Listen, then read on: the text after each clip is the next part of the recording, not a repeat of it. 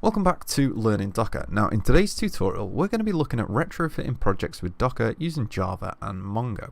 Now the reason I've done this tutorial is you tend to see a lot of tutorials out there, especially when they're setting up projects, looking at brand new greenfield projects kind of side by side with them, and very few actually will look at a legacy or an existing project and then sort of retrofit it with a new technology like Docker. So that's exactly what I plan to do today. Now, I've had to make a few modifications. Well, technically I didn't have to. I chose to make a few modifications to an existing project. Now, this project is on my GitHub, and if you're interested in it, I will leave a link in the description box down below, along with the slides and the links to all the source code for this tutorial today. So, this is what I have called the Droid Cart server. Now, to give you a bit of context for this, about a couple of years ago, I started writing a open source shopping cart for Android. Never finished it. It was one of those standard things most developers do. Get this great idea, start programming, and then it just kind of basically becomes nothing, essentially. So what's kind of sparked this? First, I got a notification off GitHub saying there was a security flaw in the application, so I updated it. And then more recently, I kind of was doing something with Spring, and I kind of needed a baseline to work off, and I actually noticed I didn't have one to hand, and I thought of this project and then realized it was JaxRS. So I'm using a lot of terms at the moment for more specifically Java developers. If you're finding some of this a bit too complicated, you can jump ahead a bit in the video, and you can skip this whole little bit that I'm going to go into now about looking at this project, because obviously this is a Docker tutorial, but I think it's quite important to understand the structure of the project that we're going to be retrofitting as well. So this was the project before the security patch. This is why I'm on the branch security patch. It was a JaxRS application built with Maven using some Spring libraries, but not Spring Boot. So what I've done is I've basically re-engineered the application to be Spring Boot, or to be basically driven by Spring Boot. It's now Gradle instead of Maven because I'm not a big fan of Maven. And I've cleaned up a lot of the code. So let's just have a quick look at what we can do with this. Now, to run this application, all I simply need is Java 11, and I can run it by just going, so I've already checked out this application locally from GitHub, so I can use all the tasks. Now, it's using Gradle, which, if you know Gradle, can come with a wrapper if you initialize it with a wrapper. I have, to make life a little bit easier. There's two wrapper tools. There's GradleW.bat for Windows and GradleW for Mac and Linux. Just a side note, I forgot to actually set the GradleW file permissions, so if you do check out this, you need to simply just do sudo chmod +x Gradle W, just to make the wrapper executable, because it's currently not. So what we can now do is we can execute this from Windows using Gradle w.bat, and let's just have a look at the tasks that we can actually execute with this. Right, we have an error. The command was not found.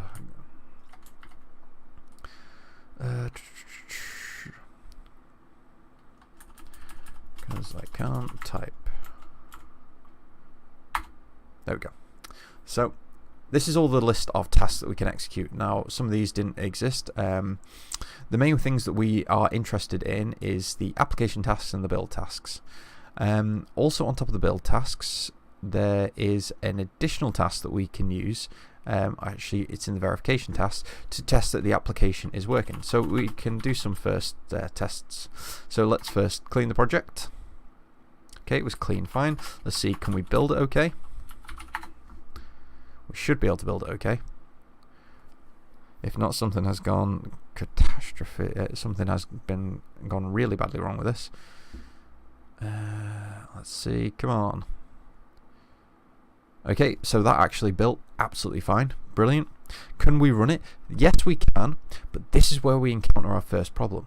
I don't have Mongo running on this computer. So if I do the boot run, the application will start, but it will instantly fail because I lack an instance of Mongo available. So as you can see here, the first thing that we get is a big exception opening socket to, and then obviously the Mongo connection. Okay, so we now know that we need Mongo, and to also compile it, I currently compile it with Java 11, so I can verify that with Java C-V, I think it is. Is it version? Yeah, so I'm currently using Java 11.0.1, and which is also something I specified in the Gradle file as well. So let's first tackle this problem of we need to be able to at least compile the application within a container. Now there's a couple of different types of container you can use for Java. If you bear with me one moment, let me just bring up the source code for this. So we're on tutorial 11 today. Now there's a couple of different versions, or sort of say container images that we can use for Java. Now I've decided to stick with the OpenJDK container. Let me just zoom in a little bit so this is a little bit more readable for everyone. And what I'm going to do first is I'm going to create a Dockerfile, so at least I can run the application even though it still will error because I don't have a Mongo instance. So let's create a Dockerfile. And then I am basically going to build the image from OpenJDK :11-JDK. So that's going to be my base image. And I'm going to need to do a few things to actually get this to work. Because I'm not going to mount any volumes to this, I am basically going to check out the code when I run the actual container, or when I build the container. So I'm going to have to do a few things. First thing I'm going to have to actually do is I'm going to move to the directory / or the root directory of the file system. Then I'm going to run apt-get install git-y. Now the reason I'm doing this is because if I remember when I tested this previously, git wasn't installed, so I'm just going to install it with aptitude. Then I'm just going to clone my repository, so run git clone, then the URL, which I do have handily to in my clipboard, and then simply I'm going to do this little modification that you don't have to do if I actually do get around to fixing the project. So run chmod +x on the droid cart server / actually let's make it a relative path, Gradle W. Okay, and we're going to set the work directory to droid cart server. So every time I now run this instance, I'll have a working version of this checked out, but I don't really want to do everything in a Docker file. I want to do it within a Docker Compose file, so I can also bring up the Mongo instance at the same time. Because we've already seen that if I run this anyway, it's going to fail because, well, it's not going to fail, it's just going to throw errors because it can't connect to Mongo. Now, there is a small bit of code that I did actually modify within the DroidCart server, and that is within the, if I can remember how I set this up, Mongo config. What I do for the Mongo host and Mongo port, just FYI, this doesn't use a username and password, it really should, but it was a very early stage project and it's very much a development project. I try and get the environment variable Mongo host and also the environment variable Mongo port, if not available, default to localhost and 27017.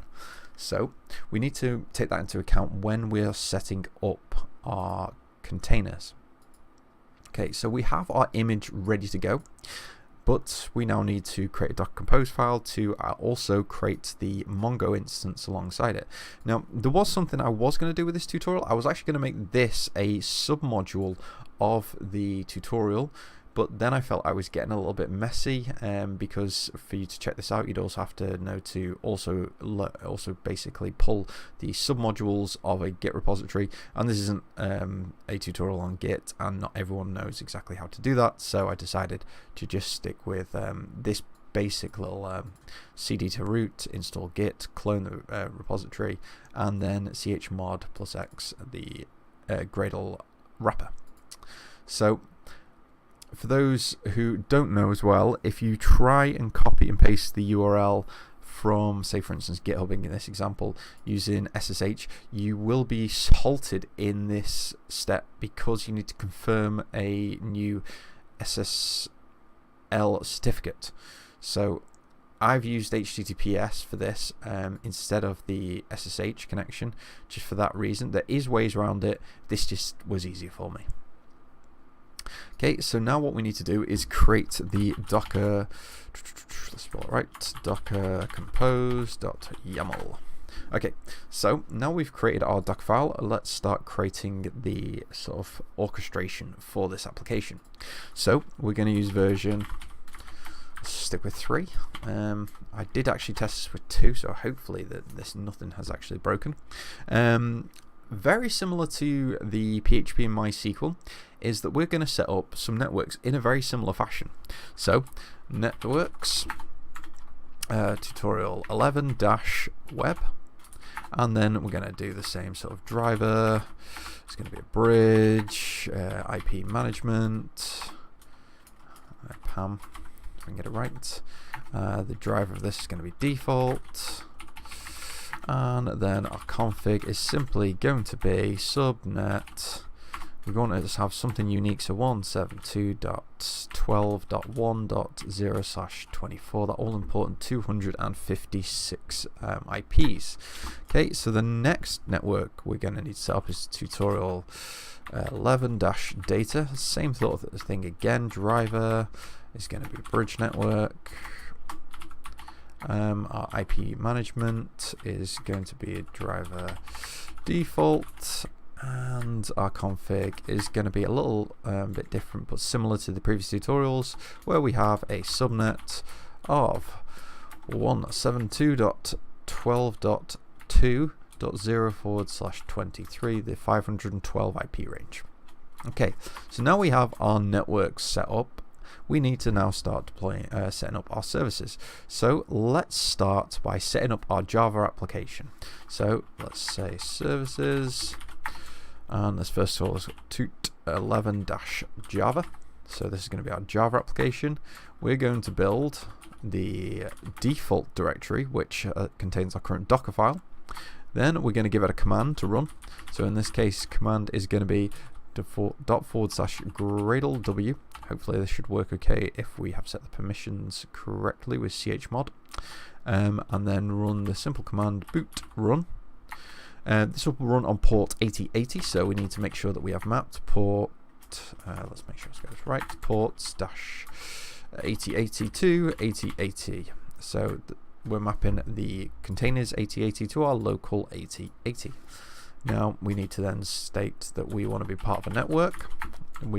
Because with the Java application we need to be on the front and the back network, so we need to be first on the web network, so toot 11-web, and then we want the IPv4 address of 172.12.1.2, and for the toot 11-data, same sort of thing, except we want to be in the first IP range.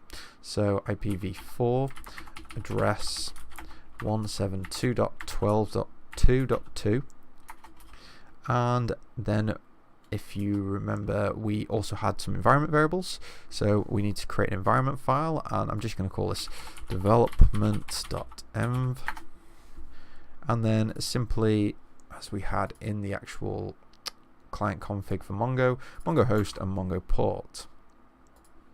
So let's create a Mongo host and a Mongo port. So port's going to be stand 27017, and our host is going to be the service name similar to this, so it's going to be toot11-mongo. So toot11-mongo, because it's within the same network, it should be able to resolve that to an IP. So now we need to simply state that we want to use a environment file with env file, and we're going to use the file development.env. Okay, we are actually also going to rely on our Mongo container, so I'm going to add a depends on tutorial 11-Mongo. Okay, so that's everything that we need to set up with the Java container. Now we need to set up our Mongo container. So, as previously stated, our container is going to be called tut11-Mongo. It's going to use an image. It's going to use the latest Mongo image. That's basically just because that's what I've tested it with. And it's simply just going to sit on the network. Let's just copy and paste the one from here. The tut11 data. And it's going to be sitting on the 172.12.3.2 IP. Okay, now if I have set all this up right, I should be able to just simply run. Let's go into the right directory, tutorial 11, docker compose up, and this should set the networks up, build the containers, and also deploy them. There is something that someone mentioned to me previously when I was doing docker compose up, and then I was destroying the containers manually and so forth. If you want to spin a couple of containers up, simply just if you want to spin them up and build them prior to spinning them up, you just put the tag or attribute -- build at the end of your command, and that will do so accordingly. So let's give this a trial run, shall we? Okay, so there was a problem on line 14, column 11. That is because I have not wrapped it in quotes or something. Nope, I missed the keyword config. That is why. So let's give that a try. Okay, so I spelled driver wrong. Get through the classic mistakes first. Okay, now it's built the networks. Now it's first building the Java container image. It's going to get all the required modules and so forth. This hopefully shouldn't take too long. I did actually test this on a Linux machine, so fingers crossed a little bit with this one. I haven't actually tested it on Windows or Mac. But hopefully it should work. This is kind of this is kind of the beauty of Docker. It's to basically take this necessity of having to set up a different environment for Windows and Mac and so forth away. I do wish my internet connection was a tad faster. While this is downloading, I will just cover the fact that in my next tutorial, which I have already tested, I'm going to cover setting up Mongo clusters using Docker. Now, I've seen a few tutorials of this, and they are a little bit, I'm not going to say convoluted. The best way to describe it is a little bit overkill, should I say, for people who just want to set up a Mongo cluster. It seems like you have to go through every single step of setting up a Mongo cluster when you're not utilizing the power of Docker. But I really want to do that in my next tutorial. I've actually got the all the code ready for it. I just need the time to produce the video. So now that's done, hopefully I actually have downloaded the Mongo container, so that shouldn't take too long. So as you can see here, it's just simply stepping through. It's downloading the latest image of OpenJDK, which I've already done. It's moving to the root directory. It is then what we do next is we're installing Git. Then we are cloning our repository. So we had an error. Interesting. Failed driver connect to endpoints. Tutorial 11. To direct not service driver program connectivity on endpoints. 11 error starting user line proxy. I might be running something on that. Let me just try changing the IP mapping to 8081. So hopefully, no, I still have an issue with it. Cannot start service tutorial 11. Is it something that's, I've done that's really stupid? So it should be on a private network. It's got the correct IPs. This is probably going to be down to Docker failing to run. User proxy port TCP 8081 input output error. Let me just restart Docker for this. I was hoping not to have to do that during a tutorial. Let's just come on. This does take a minute or so to restart. Generally, if you do have problems, especially with Windows, I find it less so with Mac and Linux. With Docker, restarting your Docker host will fix most of these. I'm pretty sure that is the issue because I don't believe I have anything running on 8081 especially. There was a chance I could have had something running on 8080. Encountered errors when bringing the project. I'm pretty sure that is actually the cause of it. So a bit of real-time troubleshooting. I can't see any issues there. So that should be the right IP range for the data subnet. That should be the right IP range for the web subnet. In the web subnet, it's on the correct range, and on the data subnet, it's also on the correct range for the Java container. Now on the Mongo container, again, it's in the correct range. So once Docker is back online, which should be any moment now. Come on. I can simply rerun the command. I've reverted the port back to what it was.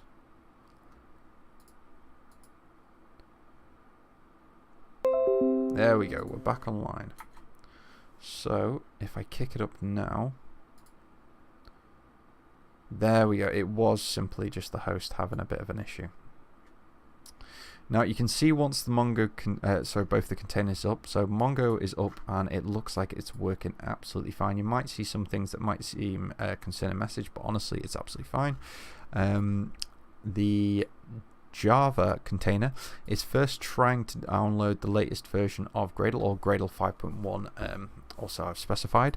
Once that has actually downloaded, it will then execute the boot run, and within the boot run tasks it should first do a build if the project doesn't already exist, which in this case it won't, and then simply run the Spring Boot. Now I can test this by kicking up Postman if I have it set up. Fingers crossed I have this set up.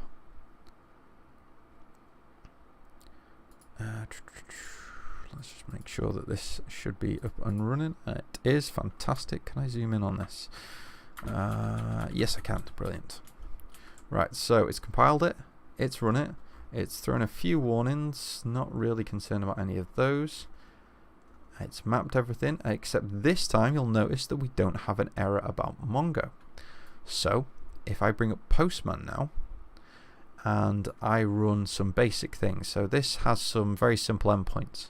It has things such as list shops. So if I do list shops, I get an empty result because there is no shops currently listed. You can see the activity in Mongo with this. So what I'm going to do is create a shop. I'm just going to call this tutorial 11 shop, and it's not going to have any categories. So you can see again it hit Mongo. Now if I query the shop, we have tutorial 11 shop.